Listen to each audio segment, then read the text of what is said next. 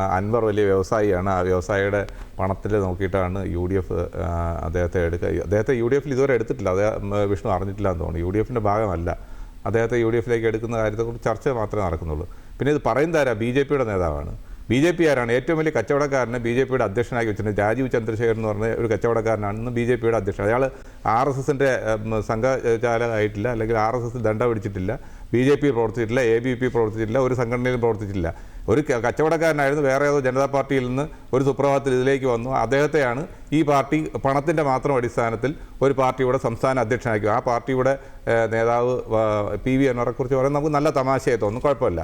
രണ്ട് വ്യവസായികളാണ്. അപ്പോൾ അൻവറിനും രാജീവ് ചന്ദ്രശേഖറും ഒക്കെ ഒരേ. അപ്പോൾ ഇത്തരം കച്ചവടക്കാരാണ് ഈ രാഷ്ട്രീയത്തെ നിയന്ത്രിക്കുന്നത്. BJP കച്ചവടക്കാരുടെ പുറകിലാണ് എന്നുള്ളതിൻ്റെ ഏറ്റവും വലിയ ഉദാഹരണമാണിത്. ഞാൻ അതിലേക്ക് കടക്കുന്നില്ല.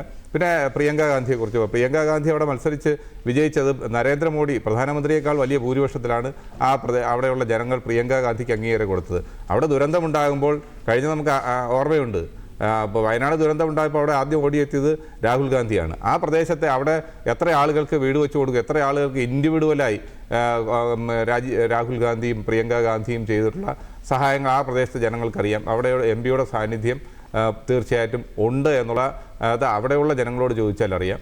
അത് BJP പറയുന്ന രീതിയിലേക്കുള്ള രാഷ്ട്രീയമല്ല. ഇന്ത്യൻ പാർലമെൻറ്റിൽ പ്രധാനമന്ത്രിക്കെതിരായി BJPയുടെ ഈ ഫാസിസ്റ്റ് ഗവൺമെൻറ്റിനെതിരായി അതിശക്തമായ പോരാട്ടം നയിക്കുന്ന രാഹുൽ ഗാന്ധിയെയും പ്രിയങ്ക ഗാന്ധിയും BJP എതിർക്കും സ്വാഭാവികമാണ്. പിന്നെ അദ്ദേഹത്തിൻ്റെ ചൊറിച്ചിൽ ഈ രാഹുൽ മാങ്കൂട്ടം പറഞ്ഞ കാര്യങ്ങൾ ഇന്ത്യൻ രാഷ്ട്രീയത്തിൽ എന്ത് പ്രസക്തിയാണ് ഗോവൾക്കർക്കുള്ളത് എന്ന് ചോദിച്ചതിൽ BJPക്ക് അസ്വസ്ഥയുണ്ടാകും. സാധാരണ ഇന്ത്യൻ ജനതയ്ക്ക് അതറിയാം എന്താണ് അദ്ദേഹം ഇന്ത്യയുടെ രാഷ്ട്രീയത്തിന് ചെയ്തിട്ടുള്ളത്. BJPക്ക് ചെയ്തിട്ടുള്ള അല്ലെങ്കിൽ RSSൻ്റെ ഒക്കെ മഹത്തായ കാര്യങ്ങളായിരിക്കാം.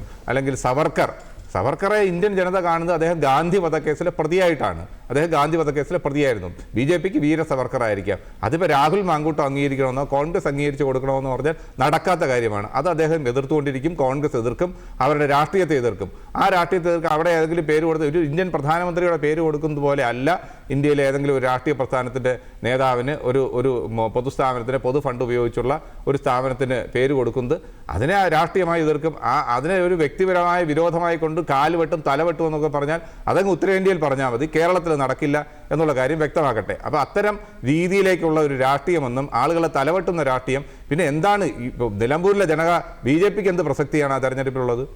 അവിടെ ആ തെരഞ്ഞെടുപ്പിൽ ആരാ വോട്ട് ചെയ്യാൻ പോകുന്നത്?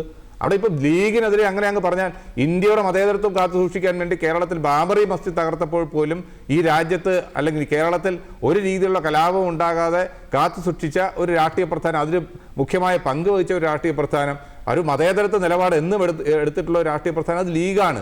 അതിന് ലീഗിന് കോൺഗ്രസിനെ ഡ്രൈവ് ചെയ്യുന്നതൊക്കെ പറഞ്ഞാൽ ഇതൊക്കെ വെറുതെ പറയാമെന്നുള്ളതല്ലാതെ ഇത്തരം കാര്യങ്ങൾ എല്ലാ രാഷ്ട്രീയ പാർട്ടിക്കും അതിൻ്റേതായ നിലപാടുകളുണ്ട്. UDFിൻ്റെ നിലപാടുണ്ട്, ലീഗിൻ്റെ നിലപാടുണ്ട്, കോൺഗ്രസിൻ്റെ നിലപാടുണ്ട്. ലീഗും കോൺഗ്രസും എല്ലാം ചേരുന്ന ഒരു മുന്നണി, അത് കേരളം ഭരിച്ചിരുന്നു, നാളെയും ഭരിക്കാൻ പോകുന്ന ഒരു രാഷ്ട്രീയ പ്രസ്ഥാനമാണ്. ഇവിടെ പിന്നെ ഈ രാജ്യത്ത് ഏറ്റവും കൂടുതൽ കലാപങ്ങൾ ഉണ്ടാക്കുന്നത് ഇപ്പോൾ വലിയ സ്നേഹമായിരുന്നു മുനമ്പത്തെ ജനങ്ങളോട്. എന്തായിരുന്നു അവിടെ സംഭവിച്ചത്? അവിടെ ജനങ്ങളെ പറഞ്ഞ് പറ്റിച്ചുകൊണ്ട് അവിടെ നിയമം ഉണ്ടാക്കാൻ പോകുന്നു. ഇപ്പോൾ തന്നെ ഈ നിയമം പാസ്സായി കഴിഞ്ഞാൽ അവിടെ ഇപ്പോൾ മുനമ്പത്തെ പ്രശ്നം പരിഹരിക്കപ്പെടുമെന്ന് പറഞ്ഞിട്ട് അന്ധമായി ഇത്തരത്തിലുള്ള വർഗീയത ഇളക്കി വിട്ടു. ഇപ്പോൾ അവിടെ വന്നിട്ട് എന്താ പറഞ്ഞത്? കേന്ദ്രമന്ത്രി വന്നിട്ട് പറയുകയാണ് നിങ്ങൾക്ക് പോരാട്ടം തുടരാം. ഇതിപ്പോൾ അവിടെ ആ വക്ക ഭൂമി അല്ല എന്നുള്ള കാര്യം UDF ആദ്യമേ പറഞ്ഞിട്ടുണ്ട്. ആ വക്കം അത് ദാനം കൊടുത്ത കുടുംബത്തിൻ്റെ സേട്ടിൻ്റെ കുടുംബക്കാർ പറഞ്ഞിട്ടുണ്ട്.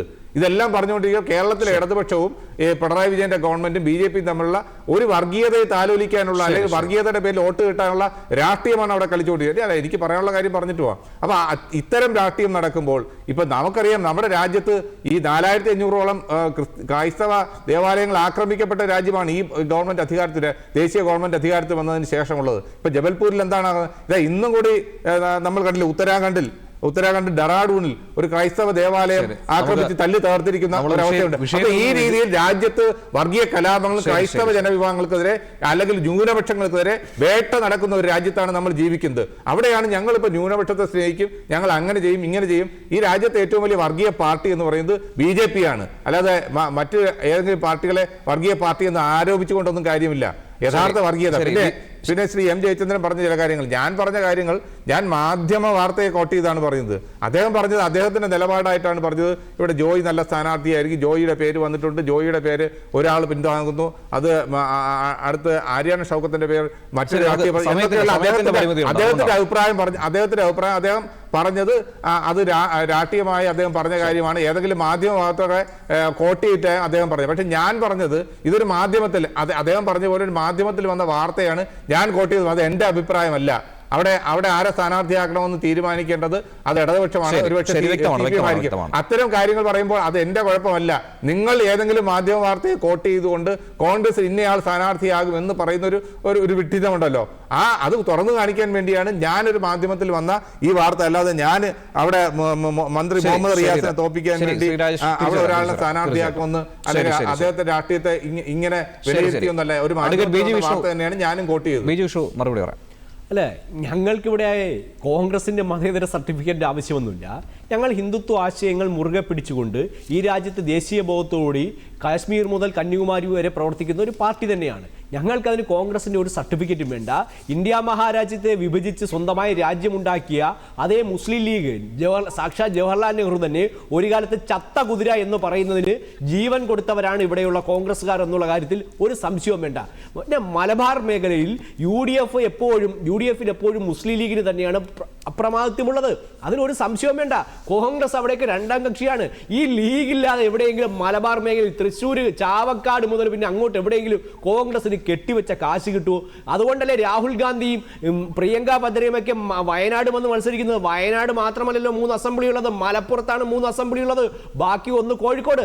അതെല്ലാം ഒരു മുസ്ലിം ലീഗിന് വളരെ ശക്തവും സ്വാധീനവുമുള്ള ഒരു പ്രദേശത്ത് വന്നാണ് കോൺഗ്രസ് നേതാക്കന്മാർക്ക് ഇപ്പോൾ പാർലമെന്റിൽ പോകാൻ പോലും കഴിയുന്ന സാഹചര്യമുള്ളത്. പിന്നെ മതേതരത്തെ പറ്റി പറഞ്ഞു.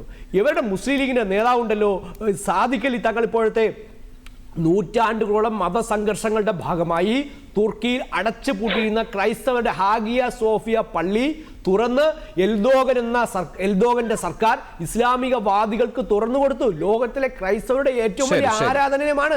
അങ്ങനെ അതിനെ അനുകൂലിച്ചുകൊണ്ട് കേരളത്തിൽ ലേഖനം എഴുതി കേരളത്തിൽ വർഗീയ കലാപം സൃഷ്ടിക്കാൻ ശ്രമിച്ച ആളാണ് ഇപ്പോഴത്തെ സാദിഖ് അലി ശിഹാബ് തങ്ങൾ. അദ്ദേഹത്തിനെതിരെ കേസെടുക്കാത്തത്